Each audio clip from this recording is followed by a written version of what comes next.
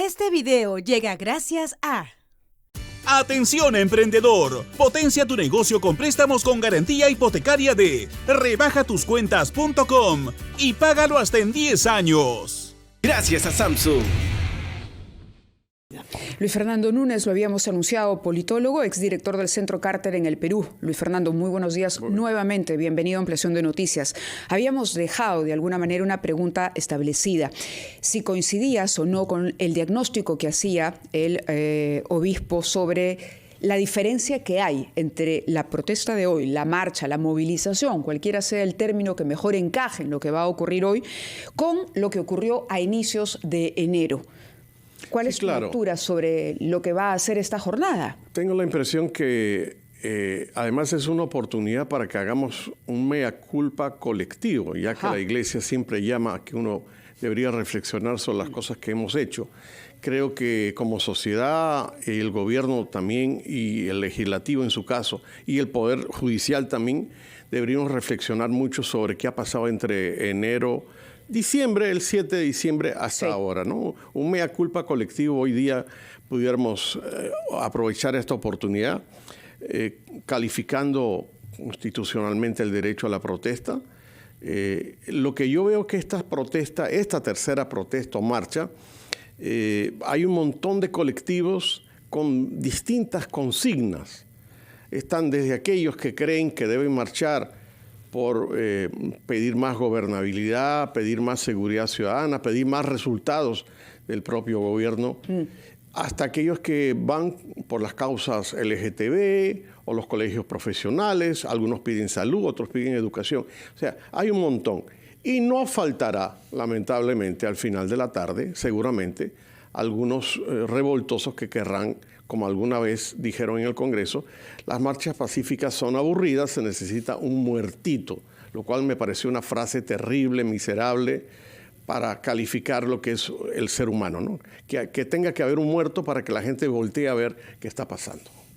Sí, por otra parte, ayer la presidenta Boluarte ensayó un ejercicio de comunicación diferente. Habló espontáneamente sin texto, sentada junto al primer ministro, delante de 10 de los ministros, 10 sobre los 18. ¿Cree que tuvo impacto, que logró pasar un mensaje que expresó una visión clara de lo que es la situación de nuestro país? Creo que la presidenta necesita ayuda comunicacional. Sinceramente creo que necesita ayuda comunicacional. Creo que el mensaje iba permeando hasta que una reportera le preguntó sobre el plagio. Y ahí se envolvió en un discurso extraño que echa por detrás cualquier acercamiento a la verdad que había hecho en la primera parte de su discurso. Porque al final no aceptó que había hecho un plagio, sino que era un documento privado. Y ya sabemos que plagio, como ayer entrevistaron en este mismo medio de comunicación a una abogada penalista, dijo, plagio es un robo. Y eso es lo que hay que admitir. Cometió un error. Así que lo que había hecho en la primera parte de su intervención a la nación, la malogró con la pregunta sobre el plagio. De acuerdo. Aparte del apoyo comunicacional, que en efecto no hemos visto una campaña de comunicación, digamos, desde que la presidenta asumió para nada, ni siquiera para los problemas de salud o para los cambios climáticos, ¿no? Y la manera en que debería trabajar la sociedad en un conjunto, ¿qué otra manera o qué demostraría inteligencia en la lectura de lo que va a ocurrir hoy?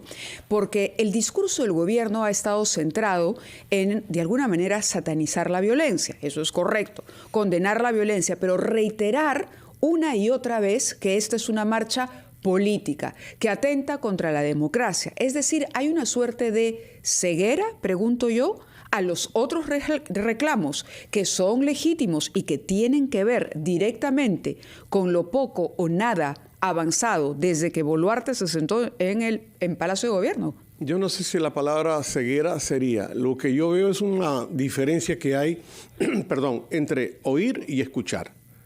Yo creo que oír es que simplemente te van dando ideas y tú no escuchas porque no procesas. Yo creo que la parte comunicacional debería ser complementada con una presidenta que se deje ayudar, que se deja ayudar por la iglesia, que se deja ayudar por las iglesias. No es el primero que dice esto, ¿ah? Son varios los que han dicho.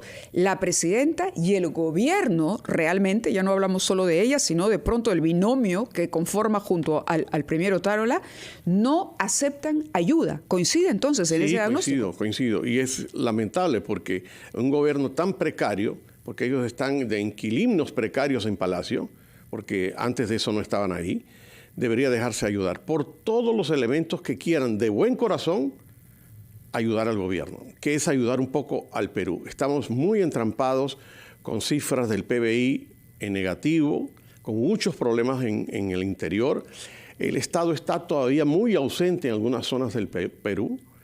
Uno que viaja mucho se da cuenta de eso. Y hay una serie de factores coyunturales que uno que quiere hacer, ayudar. Yo creo que el gobierno necesita ayuda y debería dejarse ayudar. Luis Fernando Núñez, yo le ruego que nos espere un instante, que nos acompañe durante la pausa. Vamos a escuchar en conjunto a los anunciantes de RPP y retomamos nuestra conversación con usted en su calidad de politólogo y exdirector del Centro Carter para la promoción de la democracia en el Perú. Vamos a la pausa, por favor.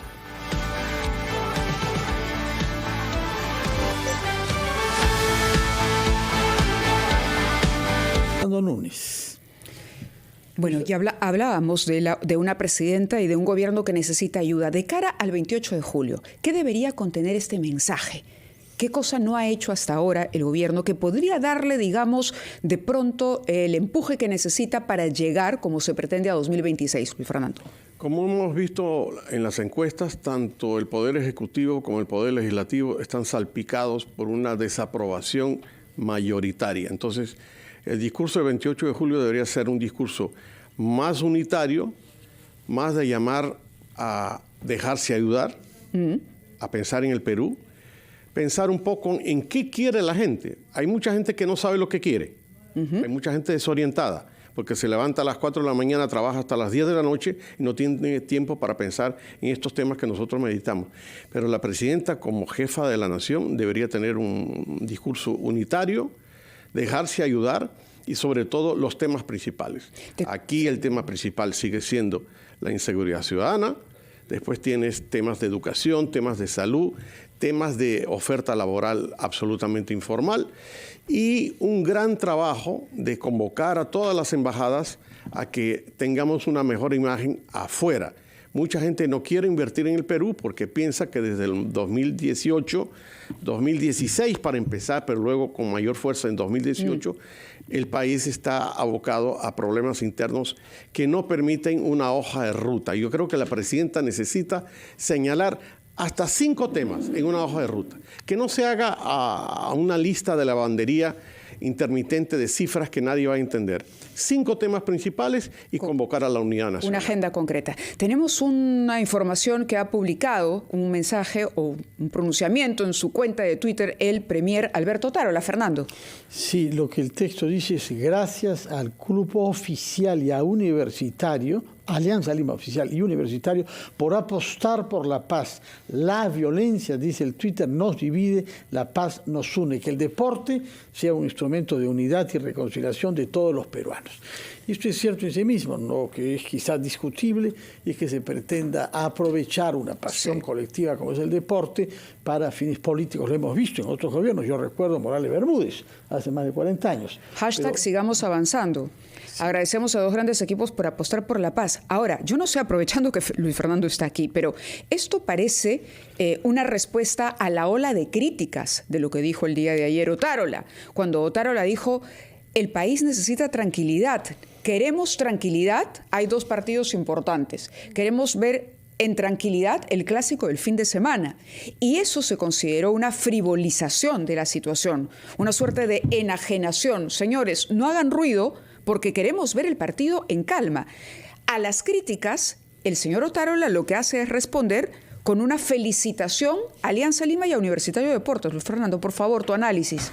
Sí me parece un poco banal, yo creo que hay temas mucho más importantes. Aquí el gran partido que estamos jugando es el destino democrático del Perú. Lo demás, la gastronomía de la cual estamos tan orgullosos, o el fútbol, y otros motivos como Machu Picchu, etcétera, son importantes, pero aquí el gran partido se llama Perú. Hay un punto que mencionó la señora presidenta respecto a la capacidad de rectificar errores. Y bueno, que haya reconocido que se cometen errores y que anuncie su disposición a corregirlos. Parece que se refería al nombramiento de la presidenta de Salud, que ha sido muy mal recibido, puesto que pocas semanas antes había visto obligada a renunciar ante el Congreso. ¿Cree usted que hay una verdadera actitud autocrítica y de rectificación? Si mantienen a la señora en ese cargo, no solamente es un error, es una verdadera estupidez. Traer ese elemento nefasto que tanto daño le hizo a la salud del Perú, ahora nada más y nada menos que a Salud, que tiene millones de personas más de que 10 dependen millones de una cita, de una operación.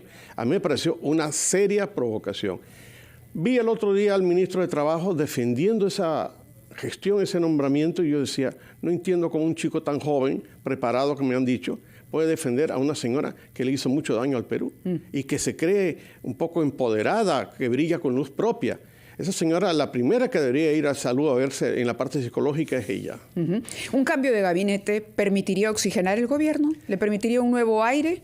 Yo creo que no estamos necesitando un cambio de gabinete, estamos necesitando un cambio de actitud. Ajá. Tanto en la presidencia como en el premier y los ministros. Esta respuesta, este Twitter, caramba, suena mal.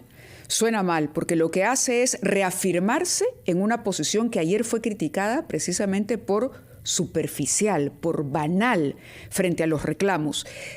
Estamos de acuerdo, lo hemos dicho al inicio del programa y creo que en eso coincidimos todos los peruanos. Nadie quiere violencia, nadie quiere destrucción de propiedad privada, nadie quiere heridos, muertos mucho menos, pero pareciera que no se está escuchando. La presidenta ha dicho que quiere un diálogo siempre y cuando haya una agenda social, nada político. Comentario, Fernando. Las agendas sociales son agendas políticas, no se puede desvirtuar una cosa de la otra.